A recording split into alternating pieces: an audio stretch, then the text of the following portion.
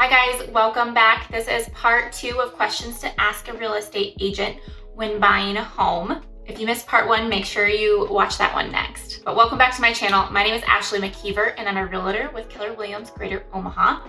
We're discussing the 20 questions that you should ask your agent before starting your search. I broke this up into 2 parts. This is part 2. So let's get into it. So number 11, how do you help buyers compete in this market? This is a big question. This is major. Make sure you're asking your agent this because especially in a seller's market, you need to know the answer to this. If you're looking at a competitive market, standing out from competition is essential. Ask your agent how they're going to help you stand out in a potential sea of offers. Number 12, can you explain the home buying process from start to finish? So, and again, this is something that should be done right away, but not every agent does this. The process can be long and complicated, especially for first-time home buyers. Ask your agent to explain it all from beginning to end. Take notes, ask questions, ask for clarifications along the way, just so you are absolutely sure. And some good topics to cover are how do showings go, how do offers work, what happens during a home inspection, what happens when the offer is accepted, what happens during the closing process, and what is the timeline from start to finish, and anything else you can think of. Number 13, what is the best way to contact you? Within reason, your agent should never be out of touch. Essentially, in a competitive market where waiting even an hour for a response can mean the difference between getting a home or losing a home. Number 14, when is your best availability during the day and week typically? Confirm with your agent that they have availability to show you houses during the hours that you are available. Most open houses happen on weekends, so if your agent is unavailable on the weekends, you may want to take that into consideration. Number 15, once you've found a house, ask if you can see comparables for this house. So a CMA or a current market analysis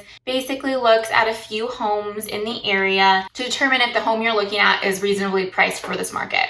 Number 16, do you see any major red flags with this house? What are your concerns? An agent will often be able to see problems with the home that a buyer cannot. So take advantage of their experience and expertise. They've seen many houses, so make sure you ask those questions. 17, what offer would guarantee this house? What offer would be a good jumping off point for a negotiation? So if you're in a competitive market, an offer that is too low may not even be looked at by the seller. If you're in a market where negotiation is possible, you don't want to make an offer that's too high and risk overpaying. Experience should enable an agent to give you advice on exactly what to offer for a home and why. Number 18, what other concessions should I ask for or make in this offer? A concession with an offer is a request that a seller pay for something as a compromise to the buyer.